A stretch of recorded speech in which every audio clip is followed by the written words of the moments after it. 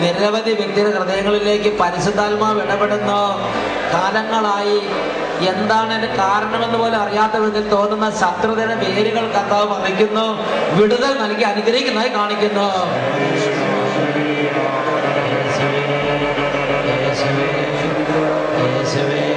പ്രാർത്ഥനാ ജീവിതം മരവിച്ചുപോയി, പ്രാർത്ഥിക്കാൻ പറ്റാത്ത അവസ്ഥയിൽ ക്ലാവ് പിടിച്ചതുപോലെയുള്ള ഹൃദയത്തിന്റെ ഉണങ്ങിയ അവസ്ഥ ഇപ്പോൾ മാറുന്നു. ഒരു മൃദുലമായൊരു ഹൃദയം നൽകി പ്രാർത്ഥിക്കാൻ തക്ക വിധത്തിൽ ഹൃദയങ്ങൾ രൂപപ്പെടുന്നതായി പരിശുദ്ധാത്മാവ് വെളിപ്പെടുത്തുന്നു.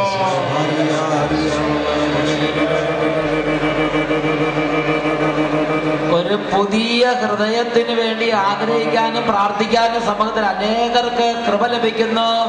പുതിയ ഹൃദയം ലഭിക്കുന്നതായി കർത്താവ് വെളിപ്പെടുത്തുന്നു. എത്ര അവസരം ദൈവം കൊടുത്താലും ഞാൻ നന്നാവില്ല എന്ന് സ്വയം ഉള്ളിൽ ശപിച്ചുകൊണ്ട് നടക്കുന്ന 9 പേരുടെ ഉള്ളിൽ നിന്ന് ആ കെട്ടുകൾ അഴിച്ച് ഒരു ആത്മീയ രക്ഷാ അനുഭവത്തിലേക്ക് കർത്താവ് കരം പിടിച്ചുയർത്തുന്നതായി വെളിപ്പെടുന്നു.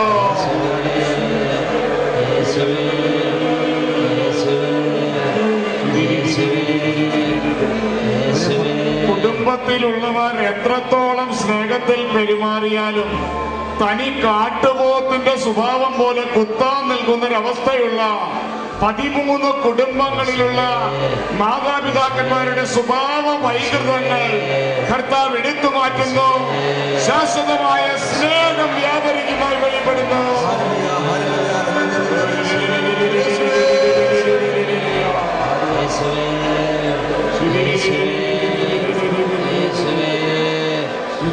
ലോകത്തിന്റെ കാര്യം ഒഴിച്ച് മറ്റൊന്നും മനസ്സിൽ കയറാത്ത വിധം അന്ധമായി പോയ അവസ്ഥയുള്ള 6 വ്യക്തികളുടെ ആത്മീയ അന്ധത തകരുന്നു.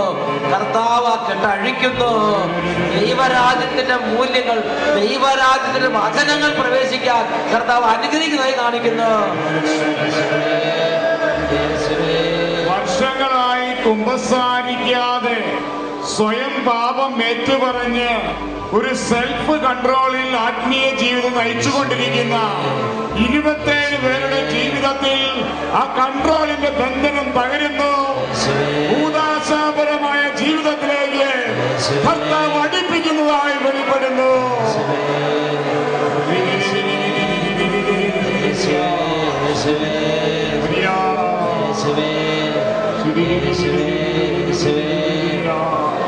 ആസ്മ പോലെ വലിവ് അവസ്ഥയുള്ള ഈ സമൂഹത്തിൽ ആസ്മ, വലിവ്, ഈ രോഗപീഠകൾ നിമിത്തം ബുദ്ധിമുട്ടുന്ന ഈ സമൂഹത്തിലെ 2 കുടുംബങ്ങളിൽ കർത്താവ് വിടുതൽ കൊടുക്കുന്നു. വലിവ് രോഗം വിട്ടുപോകുന്നതായി കാണിക്കുന്നു. ദൈവവചനം മാത്രം മതി, മറ്റുള്ളതൊന്നും വേണ്ട എന്നുള്ള മട്ടിൽ എപ്പോഴും വചനം മാത്രം പഠിക്കുക, കൂദാശകളിൽ നിന്ന് അകന്നു നിന്നുകൊണ്ട് മറ്റുള്ള സഭാ സമൂഹങ്ങളിലേക്ക് ഭിന്നിച്ചു പോയിക്കൊണ്ടിരിക്കുന്ന 120ഓളം പേരുടെ ജീവിതത്തിൽ കർത്താവ് ഇടപെടുന്നു. എന്നതിന് അറിയുന്നു, വിടുതൽ ഭാവിക്കുന്നതായി വെളിപ്പെടുന്നു.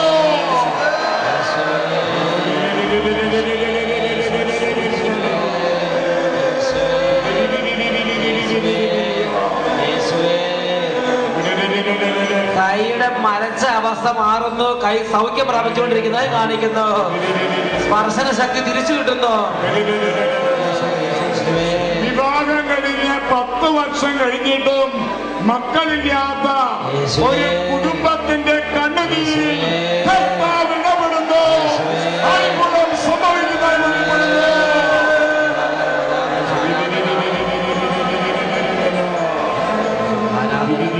തുടർന്നുള്ള നിമിഷങ്ങളിൽ ദിവ്യകാരുണ്യ ആശീർവാദം നൽകപ്പെടുന്ന സമയമാണ്. കരഞ്ഞ് യേശുവിനെ വിളിക്കണം.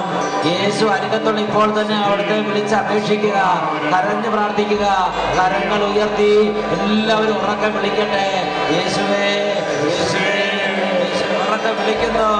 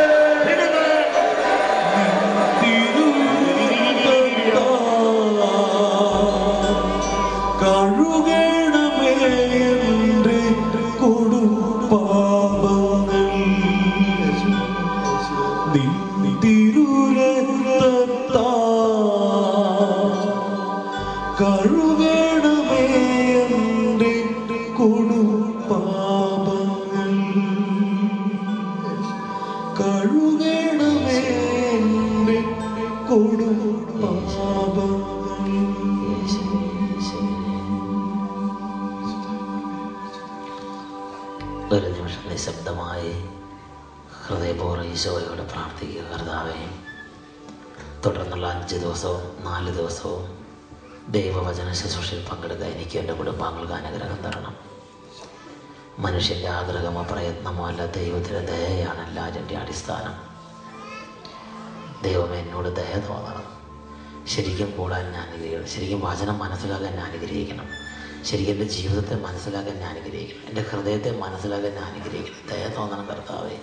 കർത്താവിന് ദയ കിട്ടാൻ വേണ്ടി പ്രാർത്ഥിക്കുക.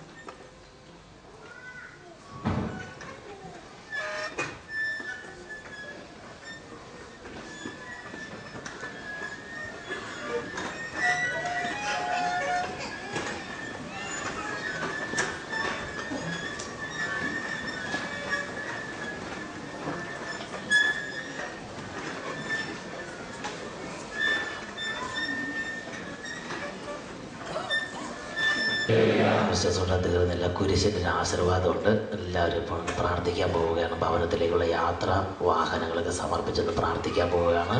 എല്ലാവരും എഴുന്നേറ്റ് നിൽക്കാം. ഈ ആശീർവാദം കഴിഞ്ഞിട്ടാണ് എല്ലാ ദിവസവും പോകുന്നത്. ആരാധന കഴിഞ്ഞ ശുശ്രൂഷ തീരുന്നില്ല. ഒരു ആശീർവാദമുണ്ട്. കുരിശിൻ്റെ ഒരു ആശീർവാദം, കുരിശടയാളത്തിലുള്ള ആശീർവാദത്തോടുകൂടിയാണ് ശുശ്രൂഷ തീരുന്നത്.